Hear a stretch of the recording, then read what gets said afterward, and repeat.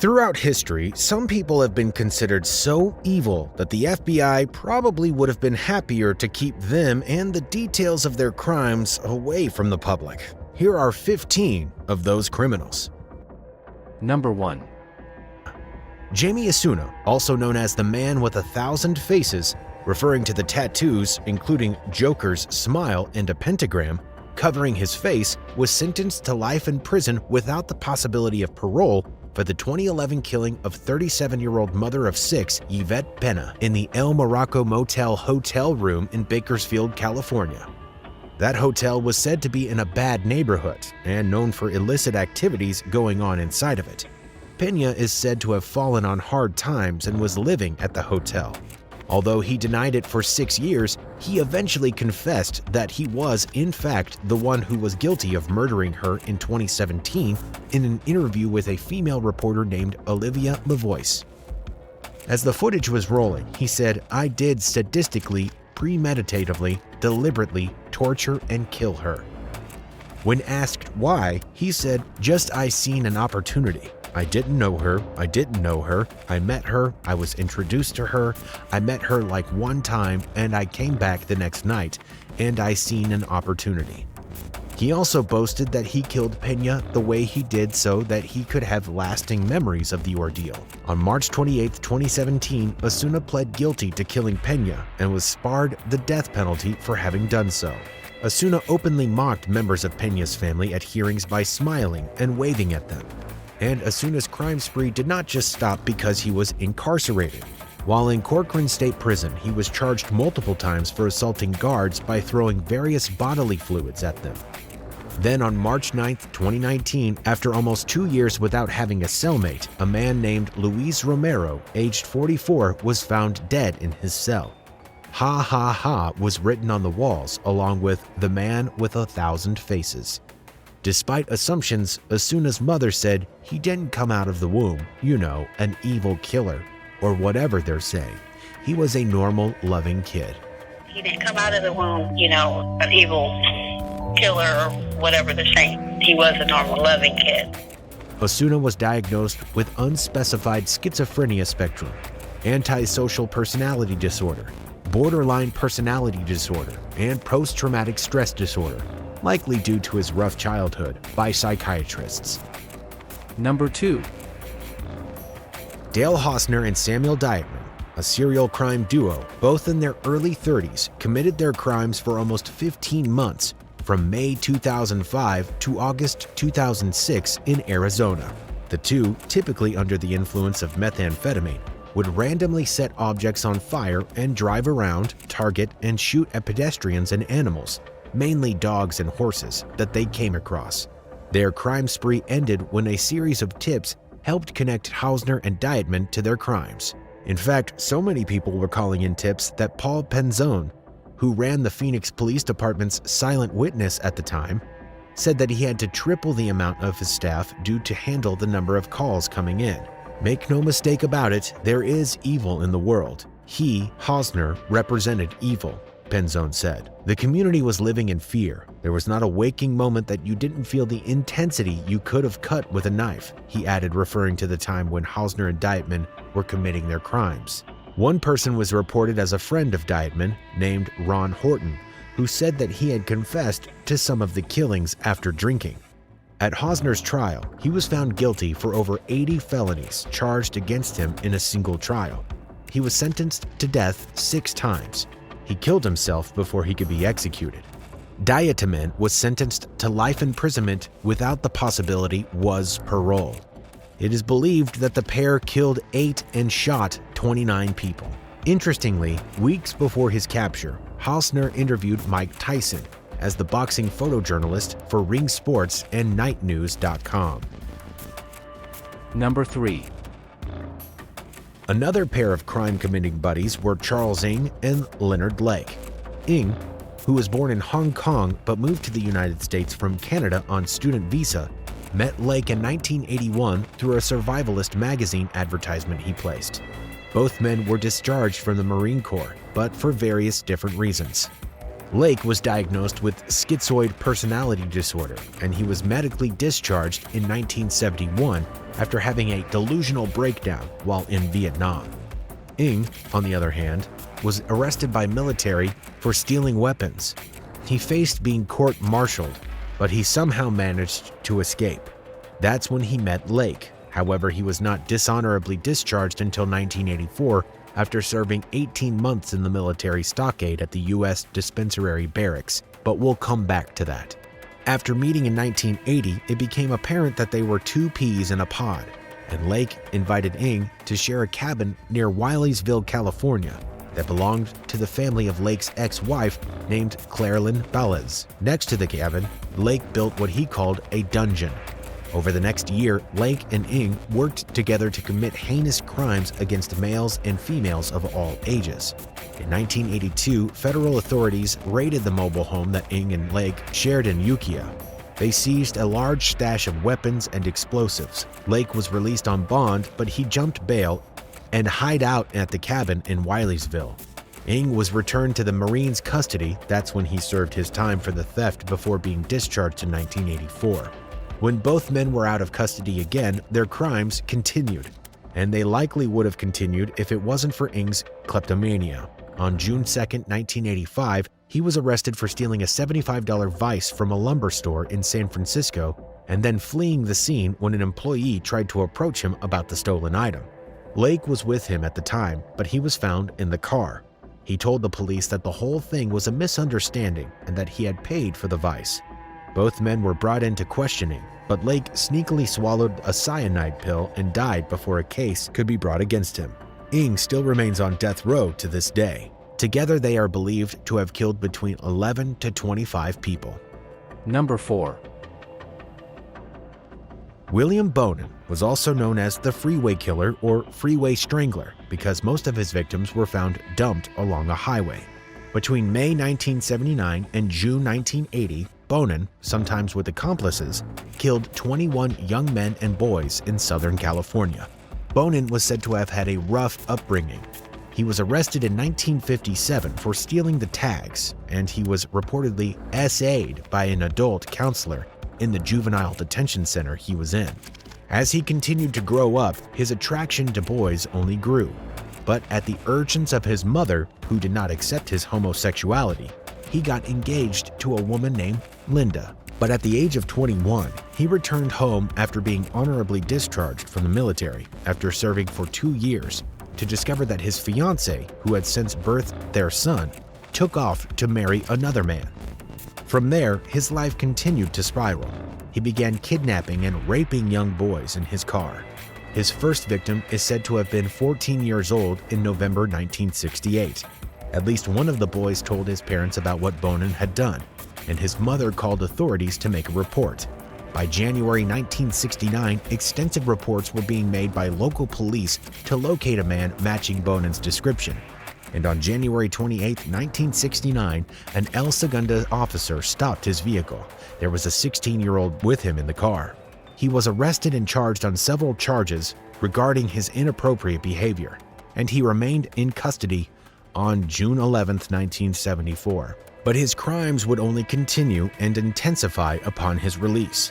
In 1975, he was arrested again and pleaded guilty to 2 more allegations of inappropriate behavior with a minor. During this second arrest, he told cops next time there won't be any witnesses. He was released on November 1, 1978, and you guessed it, his criminal behavior was not curbed by the most recent stint in prison. From then on out, as he warned the police, he began killing his victims. He was eventually caught after killing a minimum of 21 boys and possibly 15 others that did not have enough evidence to prove Bonin's responsibility. For his crimes, he was punished to death, a sentence that was carried out via lethal injection on February 23, 1996, when he was 49 years old. He was the first person in California to be put to death that way. Number 5. Like Husner and Diatamin, Israel Keyes would kill at random. In fact, Keyes had what he deemed as kill kits hidden all throughout the United States in case the opportunity for him to kill arose. His crimes were committed between 2001 and 2012. He has successfully linked to 3 murders, but is suspected of committing more than 11 others. Similar to many other serial killers, Keyes started out by killing animals. When he wasn't being required to do so for providing sustenance to his family, at least on one occasion, he skinned an animal alive in front of other churchgoers.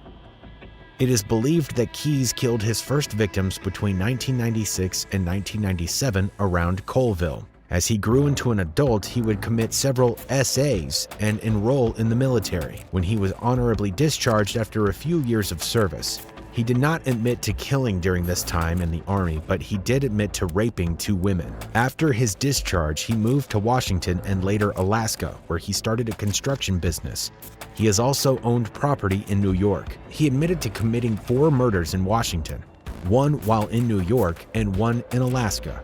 In addition, he is the suspect of a series of 2017 crimes committed by the Boca Killer near Boca Raton, Florida. He was caught by authorities after demanding ransom after killing one of his victims, and the police were able to track withdrawals he made from his account as he moved around the country.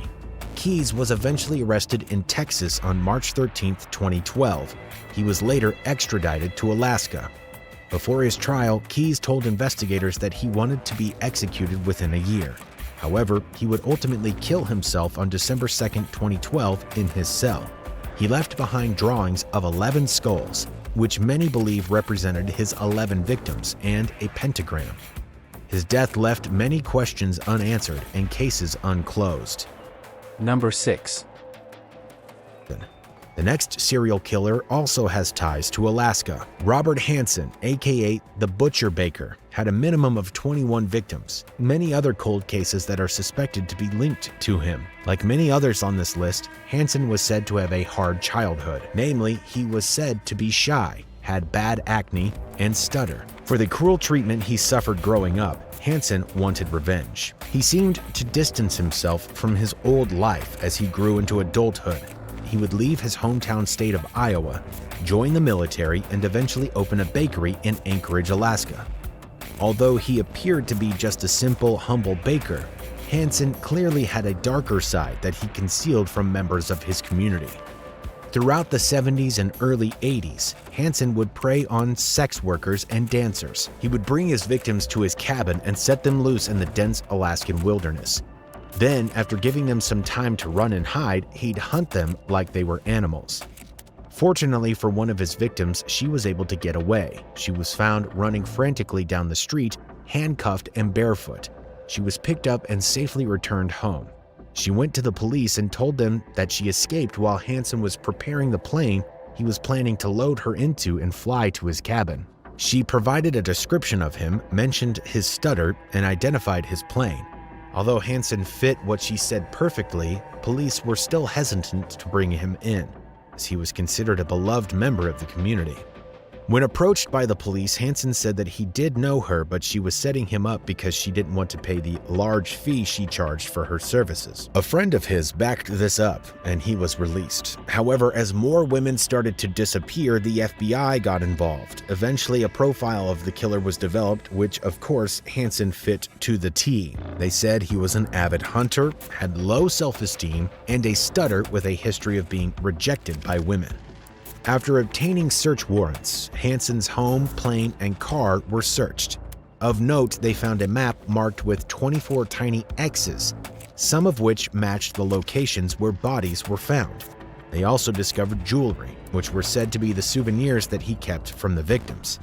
In 1984, Hansen confessed to killing 17 women. He was sentenced to 461 years plus life without the possibility of parole. He died while in custody in 2014. Number 7. Charles Tex Watson was a central member of the Manson family led by Charles Manson. He, along with 2 female cult members, killed the pregnant actress Sharon Tate and 4 others on August 9, 1969 in Los Angeles. The next night, Watson, this time with 6 other members of the cult, traveled to the Los Feliz neighborhood and killed Leno and Rosemary LaBianca. In October 1969, Watson reportedly knew that the cops were after him, and he fled to Texas, his home state. However, on November 30th, 1969, he was arrested.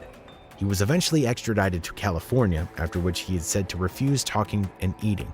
As a result, he lost 55 pounds and began regressing to a catatonic state.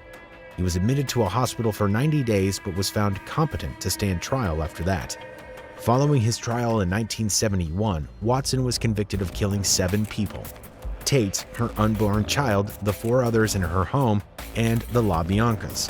He was also convicted of 1 count of conspiracy to murder. He was sentenced to death, but after the passing of People v. Anderson, all Californian death sentences imposed prior to 1972 were invalidated. Number 8.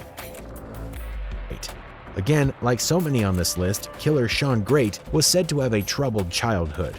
His mother left the family when he was 11, and he was said to be depressed as a teenager. In total, Grate killed a minimum of 5 people, including 2 of his ex-girlfriends and 3 other women in Ohio between 2006 and 2016. As to his 2 ex-girlfriends, Grate wrote a letter to a news station claiming the motives for the crimes were the government assistance that took his victims' minds. Grate was arrested on September 13, 2016. He entered a plea of not guilty, but later pleaded not guilty by reason of insanity. However, after psychological assessments, it was determined that he was sane. The story is a little confusing from there, but Grate was found guilty or pleaded guilty to his crimes, and he was sentenced to death. As of now, his execution is scheduled for March 19, 2025. The method of his execution is still undetermined, as lethal injection isn't used in the state anymore, but the law does not currently allow for any other method to be used. Number 9. Between 1974 to 1975, this unidentified serial killer is thought to have killed between 6 to 16 people. 3 people were lucky enough to live. He was given the nickname of the Doodler, aka the Black Doodler, because he would draw his victims before killing them. It is said that he would target homosexual men. He was also said to be a black man between 19 and 25 years old, 6 feet tall, and with a slender build. Police questioned a man as a murder suspect in the case, but the 3 surviving victims did not want to out themselves by participating in court proceedings. The man never admitted to the killings, but police thought it was highly likely that he was the one responsible. To date, no one has been apprehended or named publicly. Number 10. Another unidentified killer, but this one committed crimes much more recently than the Doodler. The River City Ripper killed 3 people and wounded another between 2020 and 2021 in Little Rock, Arkansas. According to the surviving victim, he appeared to be young, black, slenderly built, and over 6 feet tall. His last known killing was in April 2021. All of his victims were strangers and walking alone between 1 a.m. and 4 a.m. It is believed that the perpetrator of the kidnappings is still roaming the streets to this day. Number 11. Here's yet another killer with the word river in his epithet. However, this one, unlike the previous, had been apprehended and punished for his crimes. You can't tell by looking at the former bedwetting, low IQ having man who, as of his trial, was middle-aged and mustachioed, but Gary Ridgway, also known as the Green River Killer, is actually the country's 2nd most prolific serial killer. Ridgway confessed to killing 71 people from 1982 to 1998. Although he wasn't apprehended until 2001, which is the year some people believe he stopped killing. Of those, he was only convicted of committing 49. It's speculated that he may have actually killed up to 90 people or more. Most of his victims were teenage girls and women in the state of Washington. He was given his nickname based on the river in which his first 5 victims were found, the Green River. He was finally arrested on November 30th, 2001 outside of the truck factory he worked at after DNA linked him to the murder of 4 individuals. He escaped death by signing a plea deal and agreeing to disclose the location of some of the bodies that were still missing. He instead was given a life sentence without the possibility of parole. Ridgway may be remembered most, besides for his crimes of course, for the confession he made to psychologists about his sexual attraction to his mother and his fantasies about killing her. He is currently 73 years old. Number 12. No list of prolific serial killers is complete without the infamous Jeffrey Dahmer. Dahmer plagued the streets of Milwaukee, Wisconsin between 1978 to 1991. During that time, he is said to have killed 17 men and boys. However, he was only convicted of 15 killings out of 16 that occurred in Washington. The treatment he received as a child is hotly contested. Some say that he was neglected, while others say that he was doted on by both parents. But whatever way he was treated, he recalled feeling uneasy with the solidity of his family, as his parents argued a lot. He also became obsessed with animals as a child, a typical trait amongst future killers. Turns out he was right to question the strength of his parents' relationship. They divorced in 1978, coincidentally the same year in which Dahmer committed his first murder. He had just graduated high school 3 weeks before the incident. At the urge of his father, Dahmer joined the army, but his penchant for drinking alcohol deemed him unsuitable for his service. He was discharged in 1981. Dahmer's murder streak resumed during his late 20s and early 30s. Most of his targets were black, but he seemed to also go after men who were indigenous, Asian, or Latino. He initially came in contact with most of his victims in or around gay bars. Throughout that time, Dahmer was known to rent out rooms in hotels or bring men back to his grandma's house. However, after she kicked him out, he rented a one-bedroom apartment. But 2 days after the move-in, he was arrested for having inappropriate relations with a minor. He pleaded guilty to those related charges, but he was released from custody. So the murders continued. By May 14, 1990, Dahmer moved out of his grandma's house and into an apartment again. Within 1 week of moving, he killed his sixth victim. Dahmer was eventually apprehended on July 22, 1991. One of his victims had managed to get away from his apartment and was able to flag a police officer down. Officers accompanied him back to the apartment, where they eventually find evidence of the horror Dahmer had inflicted. On July 25, 1991, he was charged with 4 counts of first-degree murder. By August, he was charged with 11 additional killings. Questions about Dahmer's sanity were raised and argued during the proceedings, but it was ultimately decided that he could stand trial. He was sentenced to life imprisonment. However, he could not live out that much time. On November 28, 1994, he was killed by a fellow inmate, Christopher Scarver, in prison. Number 13. The Alphabet Killer was named as such because all his victims had first and last names that began with the same letter: Carmen Colon, Wanda Walkowitz, and Michelle Mazzina. Aside from the commonality, the 3 victims were all female children between 10 and 11, considered to be on the short side of their age, and were found in Rochester, New York. Their murders took place between November 16, 1971 and November 26, 1973. The only evidence of who the Alphabet Killer might be is a composite drawing of a man seen in one of the victims, Mazzina, prior to her death, that was created and distributed. The murders of the 3 children sparked national public outrage. There have been many people that authorities have suspected to be guilty of the killings, but no one, except for the man himself, knows who he is. Number 14. This killer is thought to be one person acting alone or several people connected to a group of some kind. Whatever or whoever is responsible, the remains of 11 women were found in 2009 in the desert of Albuquerque, New Mexico. The killings were committed between 2001 and 2005. The victims were between 15 and 32 years old, and most were Latina. Several of them were also involved in sex work and drugs. No official suspects have ever been named in connection with the murders. And number 15. When talking about unidentified serial killers, it would be foolish to leave out probably the most infamous one in recent history. Like Jack the Ripper, the Zodiac Killer sent cryptic messages and other items surrounding the murders he committed to the police. The Zodiac claimed to have killed 37, of which 5 had been confirmed, people in total. It's believed that most of his crimes were committed in the late 1960s in San Francisco and Napa Valley. Several suspects have been brought forth, but no one has ever been apprehended. And there you have it. The top 15 most evil and disgusting people who never deserved to be born. If you enjoyed the video, please make sure to like, comment, and subscribe.